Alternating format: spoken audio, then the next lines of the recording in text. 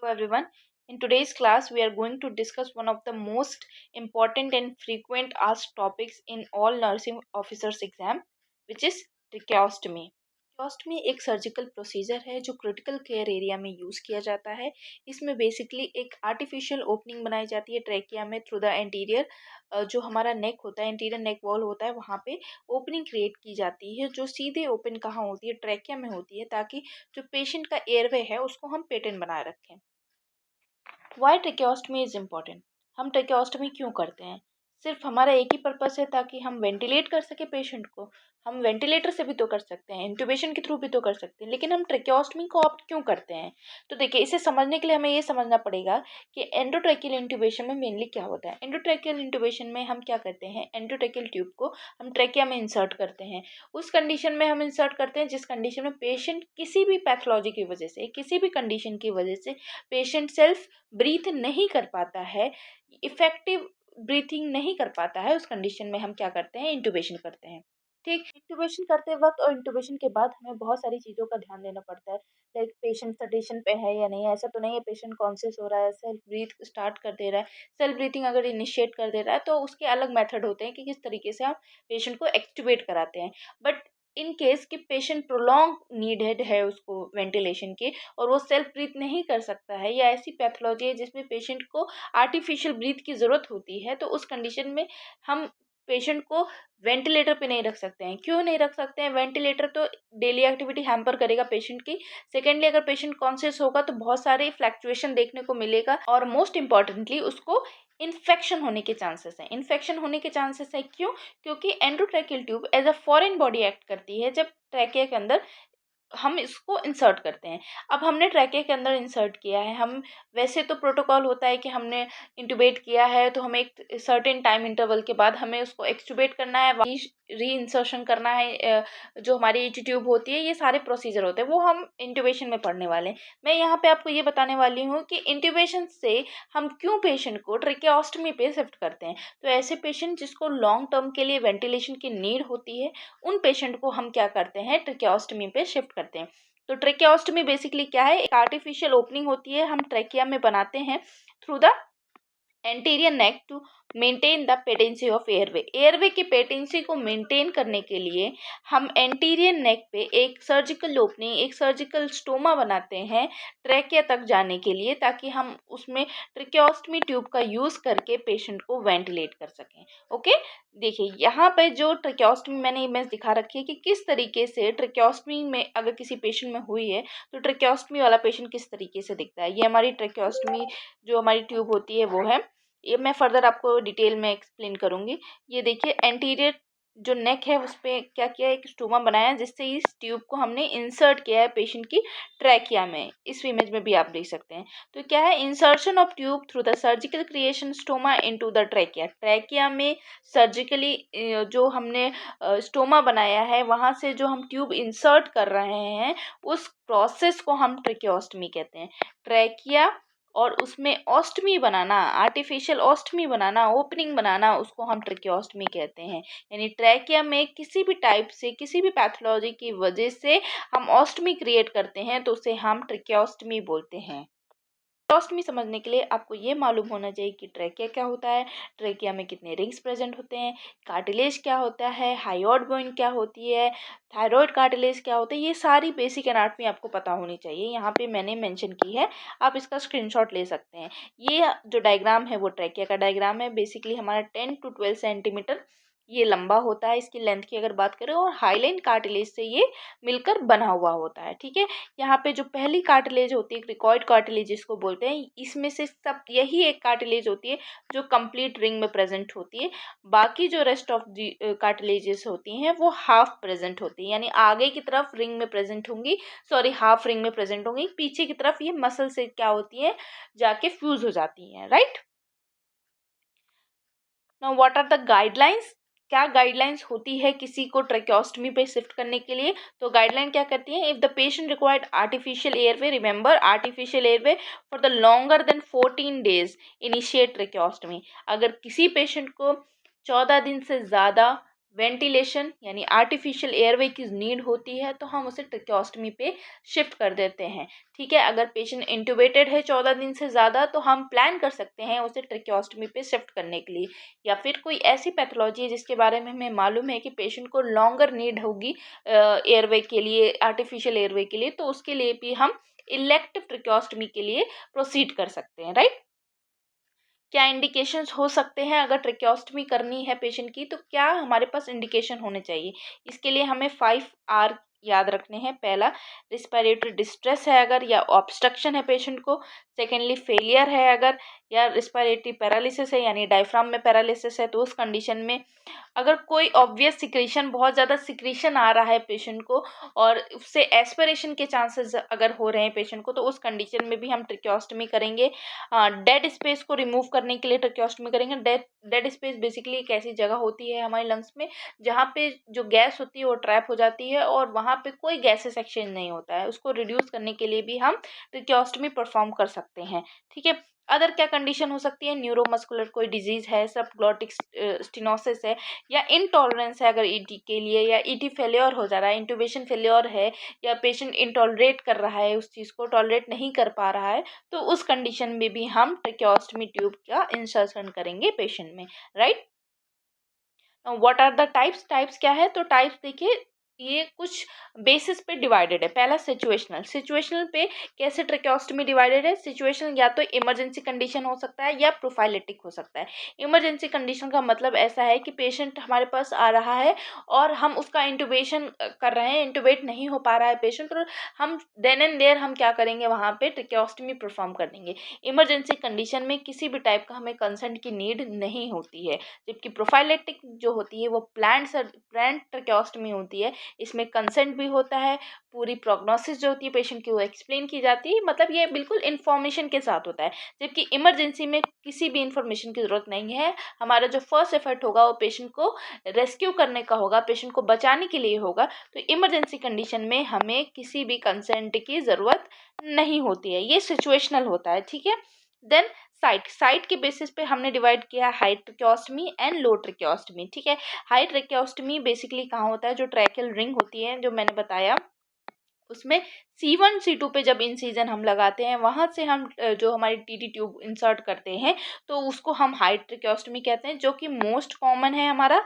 और दूसरा है हमारा लो ट्रेकियोस्टमी। लो ट्रेकियोस्टमी बेसिकली 3 और 4 के बीच में हम इंसर्ट करते हैं यहाँ पे। ठीक है, इन दोनों के अलावा एक और होता है मीडियल ट्रेकियोस्टमी, जो बहुत रेयरली परफॉर्म किया जाता है, उसको अवॉइड किया जाता है। मेनली जो परफॉर्म किया जाता है वो हाई ट्रेकियोस्टमी होता है। जो मीडियल ट्रेकियोस्टमी होता है वो C2 और C3 के बीच में हम परफॉर्म करते हैं, राइट।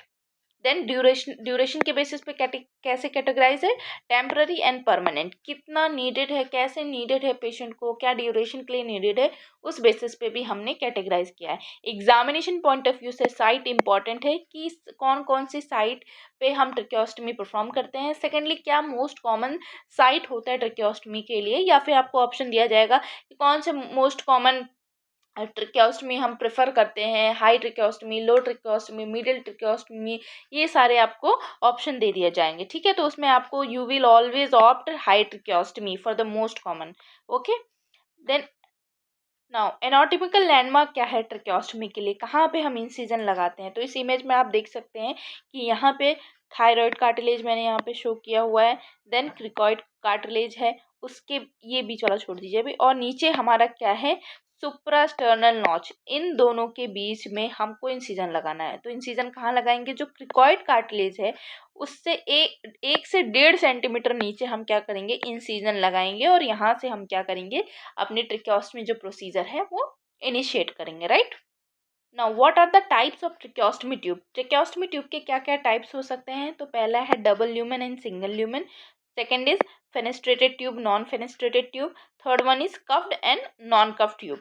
तो पहले हम देख लेते हैं, तो सबसे पहले एक कंपोनेंट पढ़ लेते हैं, उसके बाद वी विल डिस्कस कि क्या क्या टाइप्स हैं इसमें।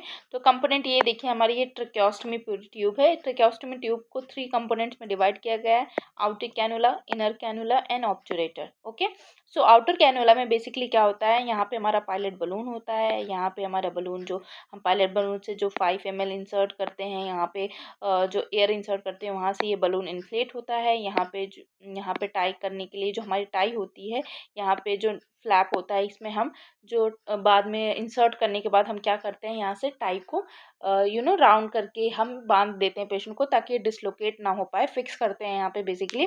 Then this is inner cannula. Inner cannula कहाँ फिक्स होता है, ये जो ओपनिंग दिख रही है इसके अंदर हम इनर कैनुला को इंसर्ट करके रखते हैं। ओके, और ये होता है हमारा ऑब्ट्यूरेटर। ऑब्ट्यूरेटर इसमें इस इमेज में थोड़ा राउंड है, लेकिन ऑब्ट्यूरेटर की अगर हम इमेज की बात करें तो ये कुछ इस तरीके से दिखता है।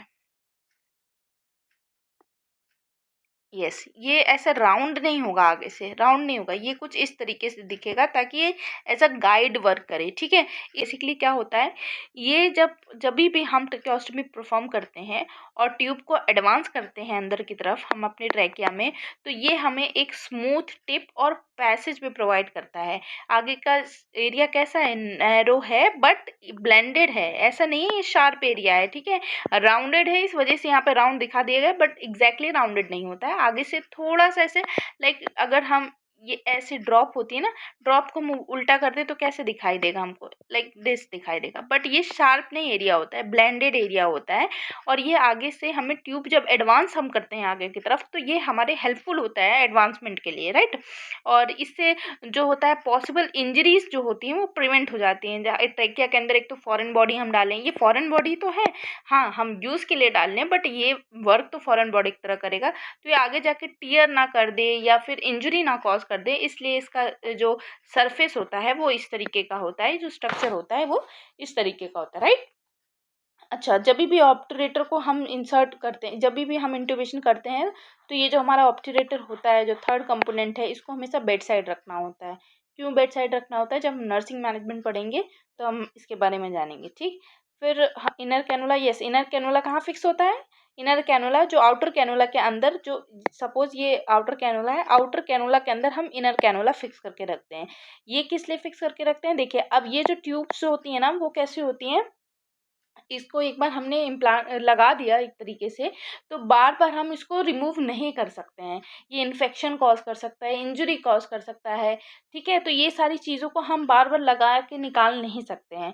तो इसके लिए क्या होगा, हम इनर कैनुला लगाते हैं। इनर कैनुला क्या हेल्प करता है, जो भी सिक्रीशंस हैं या जो भी यहाँ पे जो सिक्रीशंस आ रहे हैं, या जो अगर ट्यूब जो है हमारी डर्टी हो गई है, तो इसको हम ईज़िली रिमूव कर सकते हैं और रनिंग वाटर से वॉश करके एयर ड्राई करके वापस से हम आउटर कैनुला में इंसर्ट कर सकते हैं। बेसिकली ये क्या होता है, ये किसी भी तरीके का सिक्रीशन है या कोई प्रॉब्लम हो रही है पेशेंट को, या जो ट्यूब है वो डर्टी हो गई, तो उससे क्लीनलीनेस के लिए बेसिकली यूज़ करते हैं। लेकिन इसका एक ये ड्रॉबैक है कि इसकी वजह से ल्यूमन जो होता है वो नैरो हो जाता है, इसी वजह से इसको अब ज़्यादा यूज़ में नहीं लिया जाता है, राइट। इसी को हम क्या कहते हैं, डबल ल्यूमेन। जब दो ल्यूमेन यूज होते हैं तो डबल ल्यूमेन, अगर ये यूज हो रहा है तो डबल ल्यूमेन, और ये नहीं यूज हो रहा है तो सिंगल ल्यूमेन। अभी समझ में आया सिंगल ल्यूमेन डबल ल्यूमेन क्या होता है, ठीक है। Second one is fenestrated tube and non fenestrated tube. Yes, fenestrated tube, देखिए अभी ये वाली ट्यूब देखिए, इसमें कहीं भी आपको यहाँ पे ओपनिंग दिख रही है, नहीं दिख रही है। बट फेनेस्ट्रेटेड ट्यूब में अगर इस इमेज में देखेंगे तो यहाँ पे इंसर्ट हुआ है और ये यहाँ पे ओपनिंग दिख रही है। यहाँ ओपनिंग, यहाँ से एयरवे जो है पेटेंट तो है, लेकिन यहाँ पे भी ट्यूब में ओपन दिख रही है। इस ओपनिंग से बहुत मेजर कोई कॉम्प्लिकेशन नहीं होने वाली है, इतनी एयर से लीकेज से कोई दिक्कत नहीं होने वाली है। ये बेसिकली उन पेशेंट में यूज़ करते हैं जिनको बोलना होता है, बातचीत करनी होती है, तो ये क्या कर सकते हैं, जब भी इनको बात करनी होगी ऐसे पेशेंट्स को, let me clear this, yes, जब भी बात करनी होगी तो वो यहाँ पे अपने थंब से इस एरिया को ब्लॉक करेंगे, और ब्लॉक करने के बाद यहाँ से जो एयर पास होगी वो आराम से बात कर सकते हैं, और फिर उसके बाद जब उनकी बात खत्म हो जाए तो इसको वो हटा देंगे। ये हमेशा इसमें ध्यान देना है कि ये जो हमने टेक्निक यूज़ की है, ये सिर्फ और सिर्फ फेनेस्ट्रेटेड ट्यूब में ही हम यूज़ करेंगे, नॉन फेनेस्ट्रेटेड ट्यूब में बिल्कुल भी नहीं करेंगे, चोक हो जाएगा पेशेंट को, राइट। देन ये हमारा आ गया non fenestrated tube. Non fenestrated tube में क्या होता है, कोई ओपनिंग नहीं प्रेजेंट है, जैसे मैंने आपको बताया, देखिए मोस्ट कॉमनली हम इसे ही यूज़ करते हैं। इस पायलट बलून को सॉरी ये जो हमारा पायलट बलून है इसको इन्फ्लेट करने के लिए हमें 5 ml की एयर की ज़रूरत होती है, जो कि मेनली जो प्रेशर होना चाहिए 20 mm ऑफ एच होना चाहिए। ठीक है, उससे ज़्यादा जो 20 mm ऑफ एच है उससे ज़्यादा नहीं होना चाहिए। ठीक, लेस दिन रख सकते हैं। और ये जो बेसिकली है हम मैनोमीटर से इसका प्रेशर को क्या करते हैं, चेक करते हैं कि कितना प्रेशर है। ठीक, समझ में आया। मोस्ट कॉमन यूज़ होने वाली नॉन फेनेस्ट्रेटेड ट्यूब होती है और इसमें प्रेशर क्या होता है, less than 20 mm of H और मैनोमीटर सेलेक्ट करते हैं इसको, सॉरी प्रेशर हम असेस्ट करते हैं और 5 ml तक एयर इसमें हम पुश करते हैं। ठीक, नाउ थर्ड वन इज अनकफ्ड। अनकफ्ड में क्या होगा, यहाँ पे कफ प्रेजेंट नहीं होगा, कोई पायलट बलून नहीं होगा। ये बहुत मतलब ऐसा नहीं है कि बहुत यूज़ करते हैं, ऐसे पेशेंट्स में यूज़ करते हैं, समटाइम्स बच्चों में भी यूज़ करते हैं, लेकिन ये बच्चों में मोस्ट कॉमन नहीं है। यूज़ कर सकते हैं बट मोस्ट कॉमन नहीं है, क्योंकि कफ्ड वन में क्या होता है ना, यहाँ पे फिस्टुला बनने का चांसेस होता है। वो मैं बताऊंगी कैसे फिस्टुला बनने के चांसेस थे। तो हम ये यूज़ कर सकते हैं बट बहुत मॉनिटरिंग के साथ यूज़ करते हैं। ये जो है एक्सपेल आउट बहुत जल्दी हो जाता है अगर पेशेंट कफ कर रहा है, क्योंकि अंदर से ये कफ नहीं है तो प्रॉपर्ली सील नहीं हुआ है, इस वजह से इसमें ये सारी प्रॉब्लम्स आती है। बहुत ज़्यादा इसे यूज़ नहीं करते हैं। ठीक है, जैसे हम ईटी ट्यूब में क्या करते थे, अनकफ्ड यूज़ करते हैं ना, बच्चों में वो मोस्ट कॉमन होता है, अनकफ्ड यूज़ करते हैं, बट इस कंडीशन में नहीं होता है। हम कफ्ड बच्चों में भी यूज़ करते हैं और एडल्ट्स में भी यूज़ करते हैं। इसको बहुत रेयरली यूज़ किया जाता है।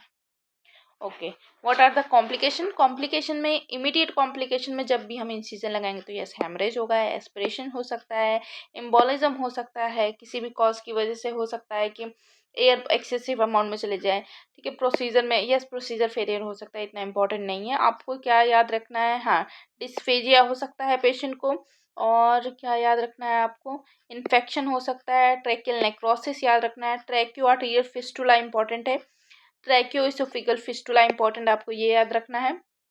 ये सारी चीज़ें आपको इम्पॉर्टेंटली याद रखनी है। एफोनिया याद रखना है, एफोनिया हो जाएगा पेशेंट को, लैक ऑफ स्पीच हो जाएगा, लैक ऑफ वॉइस हो जाएगा। ठीक है, और ट्रैक्योइसोफेजियल फिस्टुला मैंने आपको बता दिया। फिस्टुला क्यों बन जाएगा भाई, यहाँ पे ये हमारा विंड पाइप है, ये हमारा विंड पाइप है, ये हमारा इसोफेगस है, यहाँ पे ट्यूब पड़ी हुई है, ये वॉल्व है, और इसमें प्रेशर की वजह से ये लगातार प्रेशर बनाएगा, प्रेशर की वजह से यहाँ एबनॉर्मल एक कनेक्शन, एक ओपनिंग हो जाएगी, वही ट्रैक्यो इसोफेजियल फिस्टुला के नाम से कह रहे हैं। ठीक है, लॉन्ग टर्म में स्टेनोसिस हो जाएगा, डीकेनुलेशन में प्रॉब्लम हो सकती है।